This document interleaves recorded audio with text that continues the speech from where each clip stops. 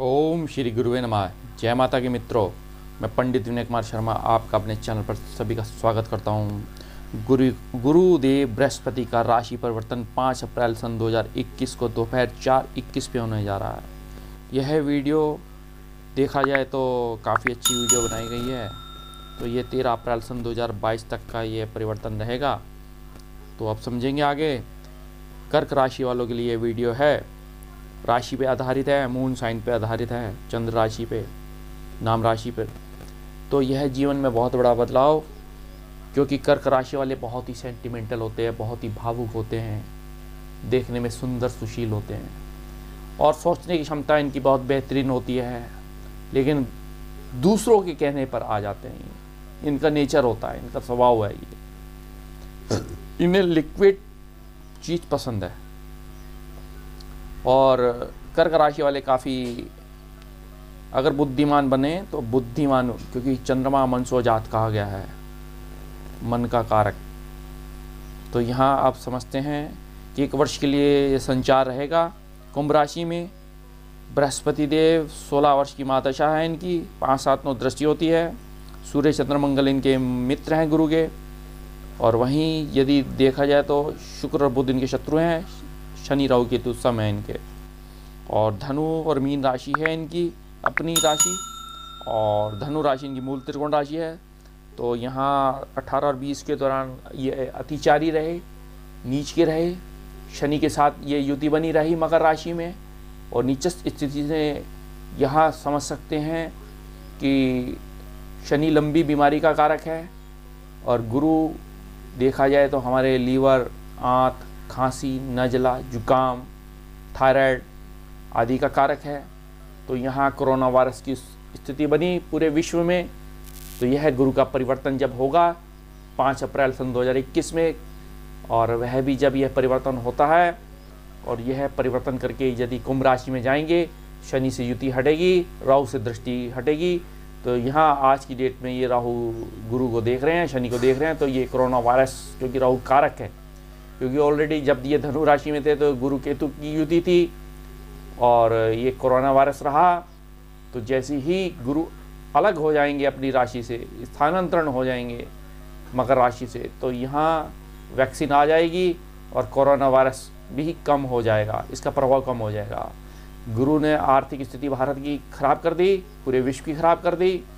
और यहीं देखा जाए तो क्योंकि यहाँ विद्यालय, कॉलेज, यूनिवर्सिटी सब बंद रहे, न्यायालय, मंदिर, देवालय सब बंद रहे, क्योंकि बृहस्पति देव कारक है धर्म के, अध्यात्म के, शिक्षा के, न्याय के, और यहीं अगर आर्थिक स्थिति और कोष के। तो यहाँ अब समझते हैं बृहस्पति देव जब भी कुंभ और सिंह राशि में आते हैं तो कुंभ मेले का निर्माण होता है। यहाँ देखा जाए तो 15 सितंबर बुधवार को प्रातः 4:22 पे वक्री हो जाएंगे, और 20 नवंबर तक ये रहेंगे, और फिर पुनः 20 नवंबर के बाद ये मार्गी हो जाएंगे।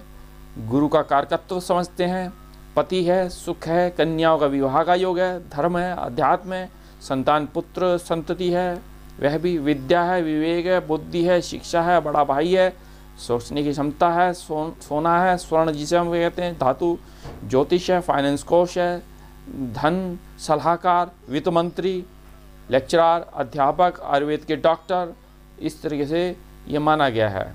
और यहीं यदि देखा जाए तो यदि अगर किसी गुरु राहु, गुरु केतु, गुरु नीच का, गुरु शत्रु राशि में हो, गुरु जो है शत्रु से दृष्ट हो, 6-8-12 भाव में बैठा हो, तो ऐसे में शरीर की पाचन तंत्र में कमी आ जाती है, लीवर में कमी आ जाती है, हृदकोश में, हृदय भाव में कमी आ जाती है, कानों में दिक्कत आती है, नज़ला, खांसी, ओबेसिटी, मोटापा, चर्बी आदि की प्रॉब्लम्स आ जाती हैं इसी दौरान। यह वाहन, पुरोहित्य, मेयर, समाजसेवी, पुजारी, कर्मकांड, यज्ञ, हवन सामग्री आदि बेचना, मंदिर के अधिष्ठाता पद पे होना, या आश्रमों में मैनेजर पद पे होना, अध्यक्ष बनना, यही बैंकिंग सेवाओं में इसका काम माना गया है बृहस्पति देव का। तो यहाँ यूनिवर्सिटीज़ के अध्यापक, विद्यालयों के अध्यापक, वाइस चांसलर, कुलाधिपति आदि का पद माना गया है। तो अब ये समझते हैं कर्क राशि वालों के लिए, कर्क राशि वालों के लिए कैसा रहेगा, क्योंकि आपके अष्टम भाव में गुरुदेव कुंभ राशि में आएंगे। आपके भाग्य का स्वामी आपका षष्ठेश प्राय जो है पाचन तंत्र में दिक्कत आ सकती है, खान पीन पे थोड़ा ध्यान रखें। लेकिन पिता अस्वस्थ, यदि गुरु की दशाएं अंतर्दशाएं चलेंगी, थोड़ा बिल्कुल व्यय और खर्चे हो सकते हैं, सावधानी बरतनी है, सावधानी।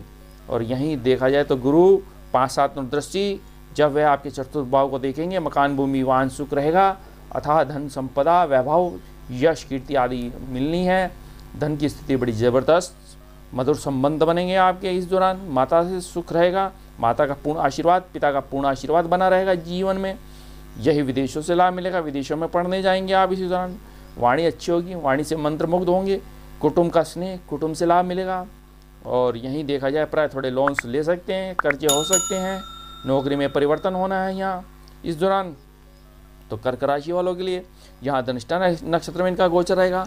धनिष्ठा नक्षत्र के स्वामी मंगल है, वो पंचमेश और दशमेश है। मान यश कीर्ति में वृद्धि, सरकारी नौकरी में परिवर्तन, ऊंचा पद का निर्माण होगा। इलेक्ट्रॉनिक्स इलेक्ट्रिकल बिजली संयंत्रों के उपकरण यदि देखा जाए तो, या आप जो हैं डॉक्टर हैं, सर्जन हैं, तो इसमें आपको लाभ मिलेगा। इसी दौरान यदि देखते हैं हम तो यह बृहस्पति देव आपके मान सम्मान में भी वृद्धि करेगा, आध्यात्मिक धार्मिक कार्यों में रुचि बढ़ेगी। और इस तरीके से देखा जाए तो यहाँ संतान सुख होगा, हायर एजुकेशन रहेगी, और यही सफलताएं, यही सरकारी नौकरी के क्षेत्रों से लाभ मिलेगा। यही देखा जाए तो इस दौरान काफ़ी मनचाहा फल मिलता हुआ दिख रहा है। और कर्क राशि के जातकों के लिए आध्यात्मिक कर्मों में काफ़ी मन लगेगा। हालांकि आपके बच्चों के भाग्य में थोड़ी गिरावट आ सकती है, जब तक यह स्थिति अष्टम भाव में ये गुरु रहेंगे। और इस दौरान तो आपने दूसरे की मदद भी करनी है, दूसरों से अच्छी सलाह भी लेनी है। और नहीं तो आपके देखा जाए तो पिता पक्ष से संबंधी में थोड़ी दिक्कतें आ सकती हैं, स्वास्थ्य के प्रति अनचाही यात्रा रहेंगी। हालांकि बैंक से आप लोन और आवेदन कर सकते हैं।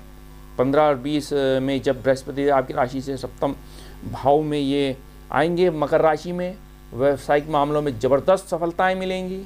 इसी दौरान कर्क जातकों को धन लाभ होगा, समाज में मान सम्मान में वृद्धि होगी। और इसके अलावा शादीशुदा जातकों के दाम्पत्य जीवन में उतार चढ़ाव बनेगा। हालांकि इसके बावजूद भी आपके बीच प्रेम भी बना रहेगा, रिश्तों में नज़दीकी रहेगी। फिर 20 नवंबर से क्या होता है समझते हैं। यहाँ यदि देखा जाए तो जब ये आपके मकर राशि में आएंगे तो पराक्रम और साहस की वृद्धि होगी, भाइयों का सहयोग मिलेगा, बड़े छोटे भाइयों का सहयोग मिलेगा, पार्टनरशिप अच्छी होगी, पार्टनरशिप बेहतरीन रहेगी। पर थोड़ा जो है पति और पत्नी के स्वास्थ्य में दिक्कत आ सकती है इसी दौरान। लाभ और प्रॉफिट अच्छा होना, भाग्योदय होना है, ऊंचा पद मिलना है आपको, सरकारी नौकरी के क्षेत्र लाभ, अध्यापिक यदि हैं आप अध्यापक तो उसमें सफलताएँ। और यही देखा जाए तो यदि फिर यह 20 नवंबर के बाद ये आपके कुंभ राशि में अष्टम भाव में आएंगे, इसी दौरान आपके स्वास्थ्य के प्रति थोड़े संचेत रहें आप। लीवर आदि पाचन तंत्रों में दिक्कत, खान पीन पे ध्यान रखें। और गुड़ विद्याओं में सफलताएं मिलेंगी, गुड़ विद्याओं से लाभ मिलेगा। गुप्त विद्याएं, चाहे आप रिसर्च कर रहे हो, चाहे आपकी PhD हो, या आप यदि देखते हैं कि यदि आयुर्वेद के डॉक्टर हैं आप, या आप उसमें PhD करते हैं आप ये, या इस आयुर्वेद को आगे बढ़ने के लिए आप विदेशों में जाएंगे और यहाँ विदेशी छात्रों को आप जो है आयुर्वेद का नॉलेज देंगे। और यहीं इसी दौरान आपकी यहाँ आयुर्वेद में PhD आपकी यदि देखा जाए पंचकर्मा में PhD पूर्ण होती दिख रही है।